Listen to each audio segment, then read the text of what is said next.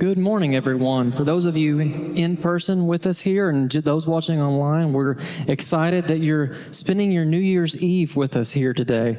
As we're wrapping up 2023 and looking forward to 2024, it's an exciting time. So as we look forward to 2024, I encourage you all to come back and join us next week as we kick off a new ministry theme for the year. And we will not only be unveiling that, but we will also be celebrating baptism. So that's something that you won't want to miss. Come be a part of that celebration. And if baptism is something that you're interested in, please reach out to us, message us, come talk to one of our staff. We would love to have you be a part of that celebration next Sunday.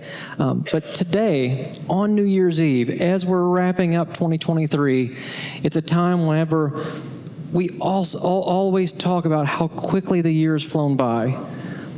And truth is, sometimes it flies by easily for some, but sometimes the years are plagued with challenges. But regardless of how 2023 has gone for us, most of us are looking forward to planning for 2024 now. That's why we're talking about winning on New Year's Eve, because today is a day we often set resolutions. We set goals for the coming year, goals that define our wins. Things that we want to achieve, things that we want to correct, things that we're not satisfied with in our own lives, things that we hope will make us better in the year to come. So today, as we're wrapping up this ministry theme of wisdom in 2023, we want to specifically look at using wisdom to define the wins in our lives. Specifically, what is the motivation behind our goals? What drives our desires to win? And are we actually winning at what really matters in life? Because there's a shadow side to our goals and our desires often. They don't always represent what's best for us in our lives.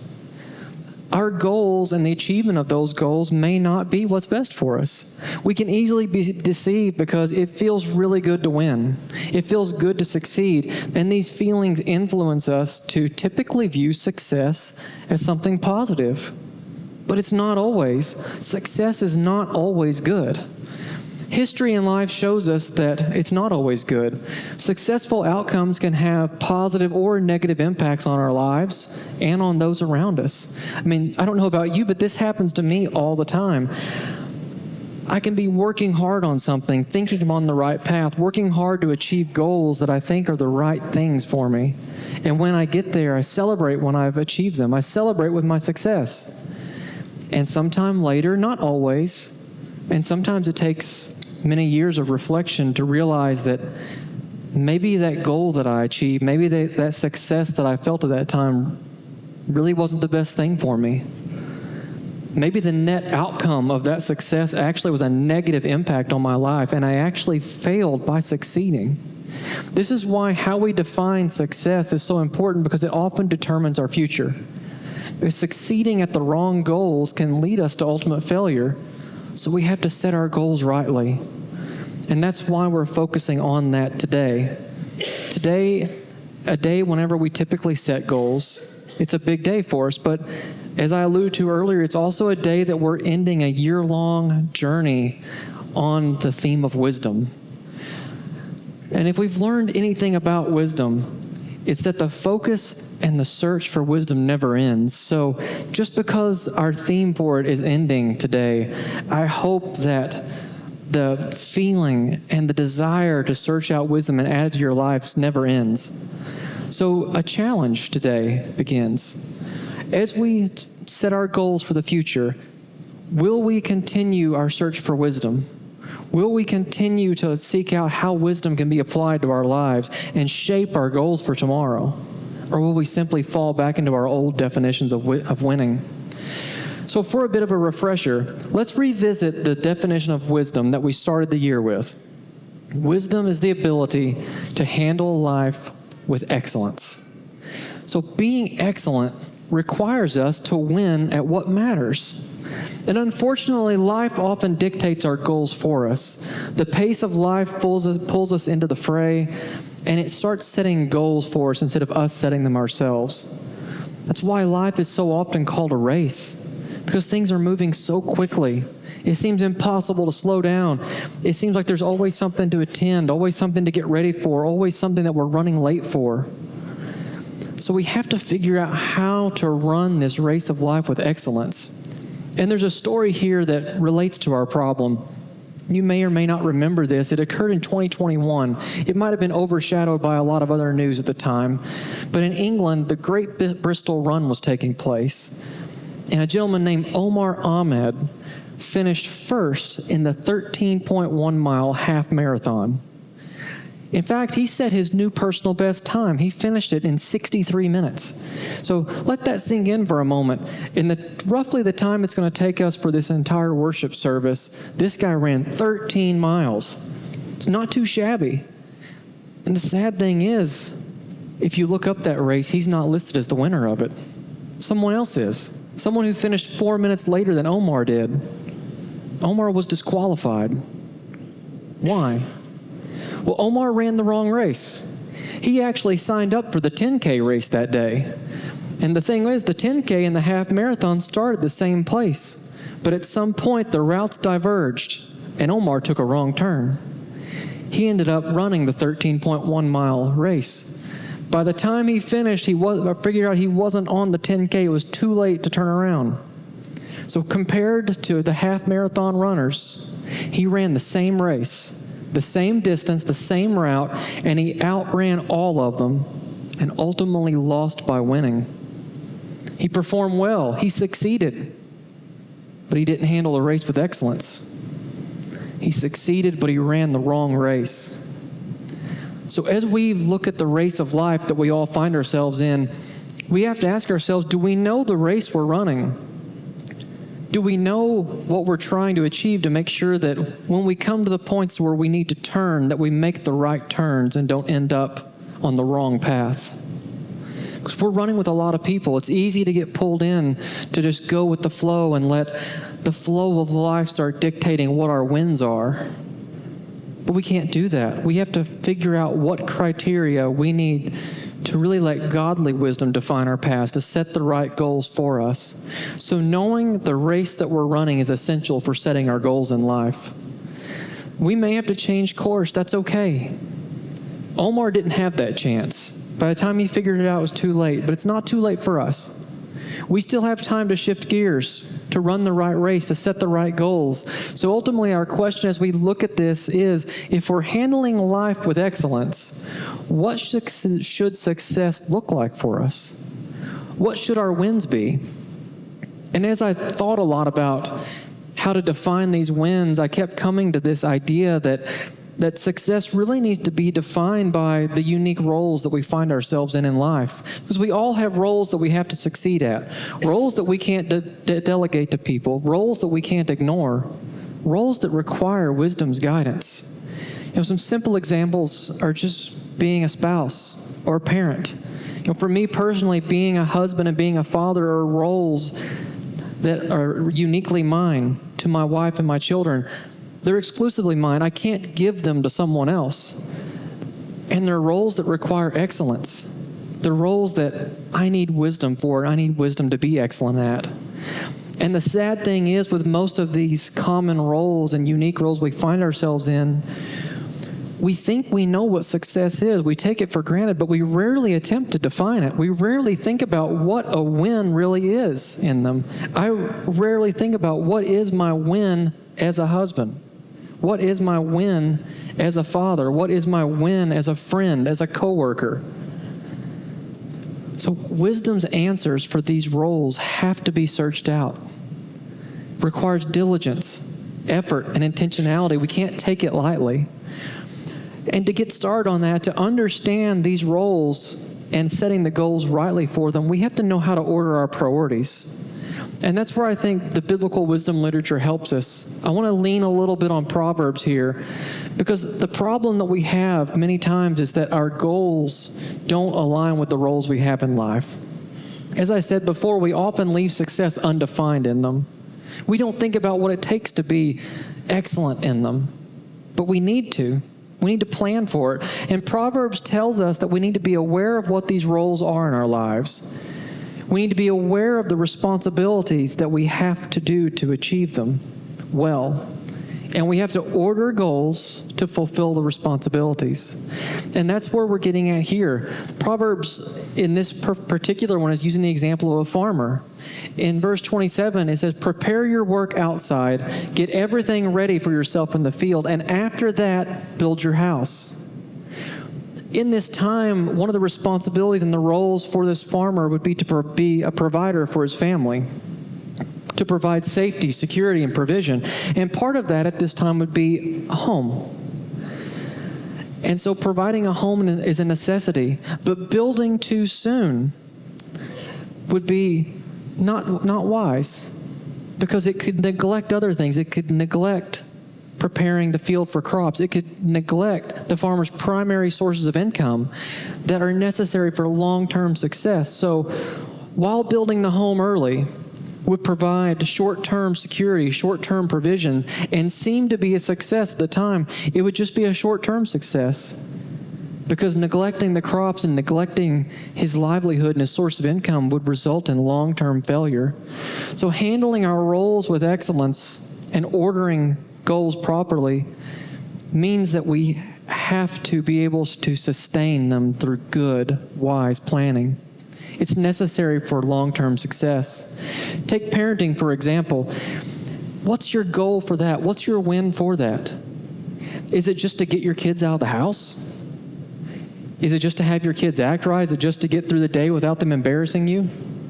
Just to make it to bedtime? And if I'm being honest, that's been me a lot of times. Things have been crazy at the house, and I'm like, if I can just get to bedtime, it will be okay.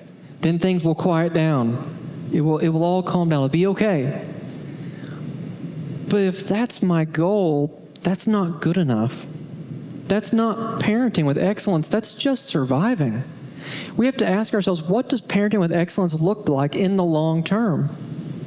And if you're married, is your goal just not to fight? Is your only goal not to get divorced? Just to get through the day without being annoyed at one another? That's not good enough either. That's just mediocre cohabitation. That's not marriage with excellence. That's not living as one, honoring each other and desiring one another more than any other in life. Now, those are just two examples, but there's numerous others you may find yourself in. I mean, you could find yourself as a student, in the workplace, friends, on a team. You could be a single parent or a parent in a non-traditional manner. All of these things require thought. These roles require thought to determine what the win is. What does excellence look like for us in our lives? We have to know the race we're running with each of them and define the wins in a way that matters. Our wins have to have lasting impact, add value to others. And if you call yourself a Christian, if you're a follower of Jesus, it needs to be one that honors Christ, that follows the example that He sets for our lives, that reflects His love to others. And this isn't a new thing, this struggle with defining goals for our roles and letting other things take priority in our lives. This is something humanity has wrestled with for a long time. But why? Why is it that we struggle so much with defining excellence and following a path to achieve it? Well, because life gets in the way, busyness gets in the way. The pressures of life start to dominate our focus and they take hold. And when that happens, our priorities start to shift. And what happens when our priorities shift is that what we worship in life shifts too.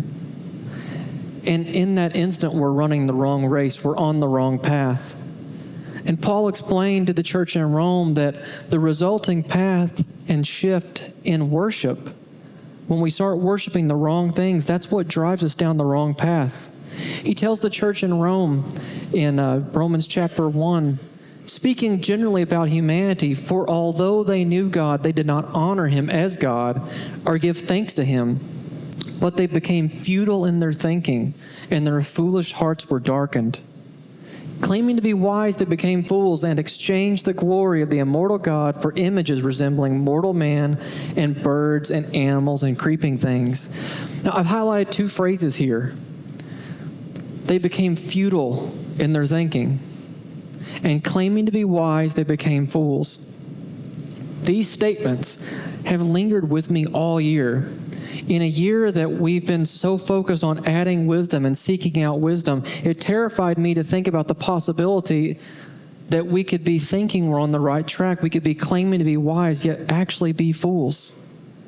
And how dangerous is this for how we set our goals? If we're devoting our thought and our time and an effort to defining goals, but our thinking is futile, maybe we think we're running our personal best, but we're completely wrong. We're on the wrong track. If we want to define goals that matter for excellence, this has to be avoided. Now, in order for us to avoid it, we have to understand really what Paul's talking about. And he's talking specifically about idolatry. And many times whenever we're reading through Scripture, when we come across idolatry, a lot of times we gloss over it. We don't take it too seriously. We take it quite lightly because we think about ancient people making silly little idols out of wood or stone and setting them up on a shelf and worshiping them and singing to them. And we just think that's so inferior. That can't be us. That's not an issue that we have. It's not a struggle that we face every day.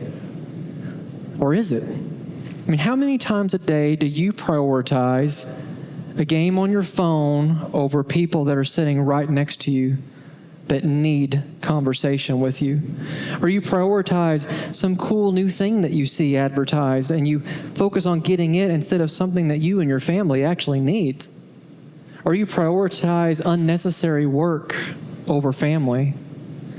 Or we could look at some less obvious examples. What about prioritizing your children over your spouse? Both are important, but we shouldn't elevate any to a place where it shouldn't be.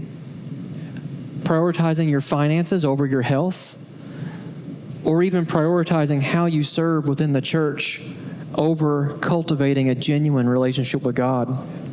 It's all dangerous, and it's all idolatry, and it's all struggles that we all face. And just as we always think that success is inherently good, we assume that idols are bad. But as we saw through those examples, they're not always. Idols are often good things that meet God-given desires. But when our thinking gets distorted, we end up replacing God with them. We end up replacing critical areas of our life with them. We elevate them to positions of prominence that they don't need to be in, and we rely on them, and we place a lot of stake and trust in them, and in the end, they can't deliver on what we need. So if we look at what Paul describes as foolish, the exchange of the glory of the immortal God for things that look like mortal man and animals, we're replacing God with something inferior. So if we believe in God's teaching, in the biblical teaching on creation, we believe that God created humans in His image. That's a good thing. We believe that God's creation has goodness and beauty. That's good too. But as good as all of that is, it's not as good as God. And anytime we obsess over an item in life, we might be worshiping creation over the Creator. And worshiping creation over the Creator, it always fails to deliver. And that's what Paul says leads to foolishness. And we ask ourselves, why would we do that? Why would we look to an inferior provider? When we look at these things, we forget that good things are an extension of God. They're not God. They can't provide what God can provide. And we can't provide it for ourselves. So as we set our goals, as we define our wins in life, this is the danger that has to be avoided. This is how we avoid running the wrong race. We have to be aware of our danger of falling into this trap, and we have to find the idols in our lives. Find what's taking priority when it shouldn't be. And for me personally, I find Tim Keller's definition of an idol really helpful here. He says, an idol is whatever you look at and say, in your heart of hearts, if I have that, then I'll feel my life has meaning. Then I'll know I have value. Then I'll feel significant and secure. The things that give us value, the things that we feel like we need for safety and security, these are the things that consume our time and our thoughts. They reveal the desires of our heart. They reveal our definitions of success. They reveal what the win is for us in life. So I think Tim's definition here, coupled with what we see Paul say in Romans 1, helps us assess our motivation. What is really behind our goals? Now, some of the most statistically popular goals and resolutions that we see being set at this time of year are things like exercise more, eat better, save more money, be a better spouse, a better friend, a better parent. Now, all of these things are good things, but we have to ask ourselves, why do we want the achievements? Are we trying to achieve these things to better align with God's purpose in our lives? To connect better with other people, to share His mission and His vision with people? Or are we driven by selfishness? Do we think we need these things to give ourselves meaning, to give ourselves significance, to give ourselves security? Are we allowing God, through our goals, to add value, significance, and meaning to our lives? Or are we just trying to add it ourselves? See, even the best goals, the goals that seem to be the most solid for our lives, if we're trying to look to them to provide meaning and significance and value, they're going to ultimately fail. It's an unreasonable expectation to ask of them. These things have to start with God. And when your value, your significance, and your meaning is found in God and start with Him, it flows naturally to our goals. Those things become parts of our lives. So as we look at this, as we seek these things out and look at what motivates our goals, we have to be looking at how we can orient our lives properly, how we can protect ourselves from allowing goals to be providing meaning instead of God. And I think what we have to do is we look at what Paul says drives our corrupted thinking. In those few verses of Romans, Paul says the corrupted thinking and improper orientation, the time when our thinking becomes futile, foolishness gets mistaken for wisdom, and it's replacing God with something inferior. All of these things are the result of failing to honor God and failing to give thanks to Him. So when we're setting our goals, when we're defining our wins, I think we have to use Romans 1 as a guide, and we have to follow these two steps. We identify the key roles in our life, then we set goals that honor God and give thanks to Him. Now, I know that this may seem simple and cliche, but don't trivialize it. It's actually a lot harder to do than you think. It requires a lot of dedication and a lot of focus. I mean, after all, to use some of the examples we had earlier, do I really know how to honor God as a husband? Do I really know how to honor God as a parent, as a friend, as a coworker? Do I know what it takes to honor God in those areas? And to go a little bit deeper and harder, do I even know God well enough at this point in my life to assess what that means? See, we typically arbitrarily set our goals, but doing it this way requires us to really know our roles and also really know God. It helps us move beyond standard goals that everyone seeks out and really understand what God's seeking in our lives. And it's difficult to dive deeply into this, but it's something that we have to do if we're desiring to be excellent. So we figure out what it takes to be excellent. And then we have to figure out how to get there. So the first part is identifying the key roles in our lives. Again, we went over this earlier. These are the roles that are exclusively yours, the roles that are unique to you, the roles that require excellence that you can't delegate, that you can't hand off. Again, think of being a spouse, parent, friend, teammate, teacher, someone significant in someone's life, someone responsible for someone else. In those areas, we have to look for what excellence is in them. How do we best honor God in them? And honoring God involves several very broad concepts. Following God's created order as He's defined it, as He's intended within creation. Following the example that Jesus set for us as a model of humanity, reflecting His love through our relationships with other people, and sharing the grace that's been extended to us to others. And this understanding of how to honor God evolves as our relationship with God grows. So the setting of our goals and setting the wins in our lives has to be coupled with our own growth and our own development, our own cultivation of our relationship with God. So think for a minute about what it would take in these roles. What would it take for an outsider to see God in them? What would it take for an outsider to look at you if you're married and say, wow, what a godly couple that is. Look at how they treat each other. Look how devoted they are to one another. Look at how they are devoted to helping each other grow and cultivating love.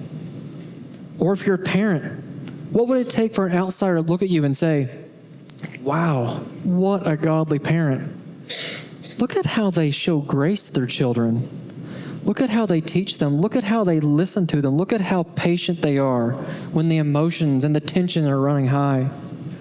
Or what would it take for an outsider to look at you and say, wow, what a godly friend that person is. Whenever their friends are unlovable, look how they love them. Whenever they're busy, look at how they take time in spite of their busy schedule to show people love, to be there for people. Look at how they help others grow. Look how they support them. These things require constant evaluation. And oftentimes when we're setting these goals for ourselves, we imagine some huge overarching goal that we're just going to try to achieve this one thing. And that can be our North Star. That can be what our guide is. But these things adapt to seasons of life. And it's achieved, excellence in them is achieved through the small, everyday moments. It's not always one big accomplishment that brings excellence. It's every thought, every action, how you carry yourself throughout every day and every moment that accumulates to long-term excellence in these areas. And lastly, we set goals that give thanks to God. This is absolutely crucial because this places our focus on God as our provider. It helps us maintain that proper orientation where we're not elevating something above Him. We're not elevating an inferior over God because we're constantly giving thanks to Him, recognizing Him as the superior part of our lives. It guards our hearts against the concern of idolatry we saw earlier. So goals that give thanks to God have really two aspects of gratitude that we have to be aware of. One, like we mentioned, we're thanking God for His provision. We're recognizing what He's done for us in our lives, and we're thanking Him for it. But we have to carry that gratitude out to others around us. We bless others because God blessed us. If you're blessed with a great spouse, thank God for that and then show that gratitude to your spouse. If you're blessed with great children, thank God for that and then share that gratitude with them. If you're blessed with great friends, thank God for your friends and then share that gratitude with them. Set goals in how you are as a friend that honor God and give thanks to Him by showing that gratitude to the people you care about. Because when we truly see what we have to be thankful for in life, we more strongly desire to honor God in how we care for what He's given us. So I want to close today with our race running metaphor that we've been going back and forth with all morning. But I want to shift over to the Apostle Paul's words regarding race preparation. He tells us in 1 Corinthians, writing to the church in Corinth, "Do you not know that in a race all the runners run, but only one receives the prize?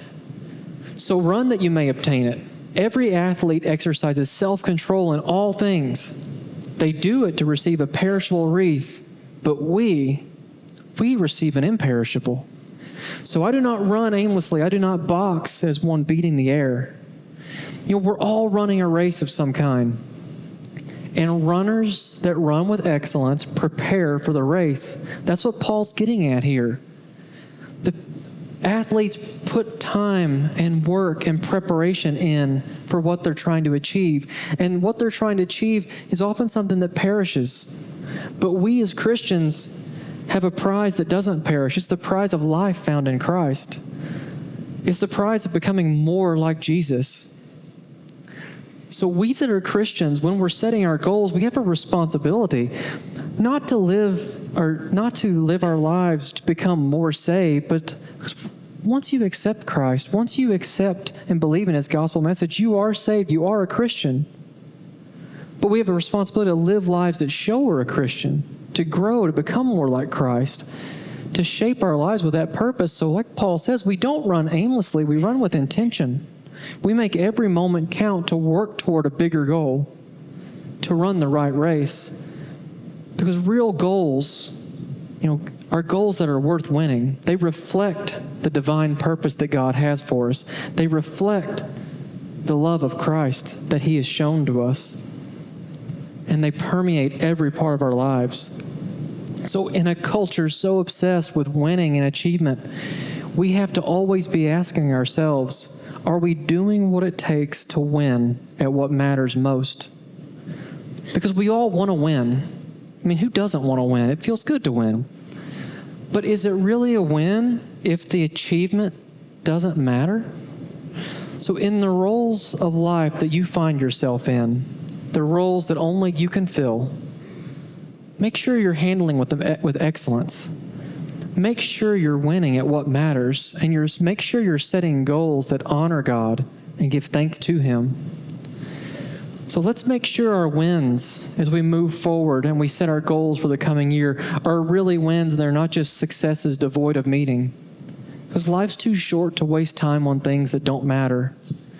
We were all created for more than that, so we don't run aimlessly.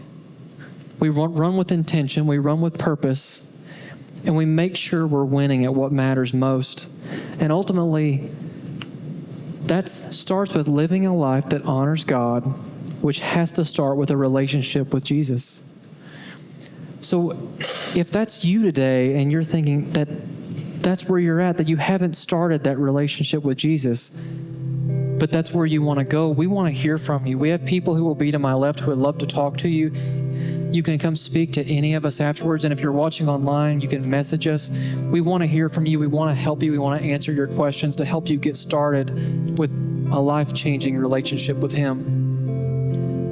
But if you're already a Christian, but you're unsure really where to start at, unsure where you should start looking at defining these goals for your life and these different roles, you can start with Jesus too. Because being a Jesus follower is a fundamental role in the life of a Christian. It's a role that we have to be excellent at, that we have to strive for and long for. And if you start there with being a Jesus follower, and that's where your focus is, that will flow through every other area of your life, every other role, every other aspect, everything else you do, it will make you better at. So I hope that as we move forward with this New Year's Eve day, as we set goals for the coming year, and as we evaluate our lives, I hope that we take time to see that we really are winning at what matters most.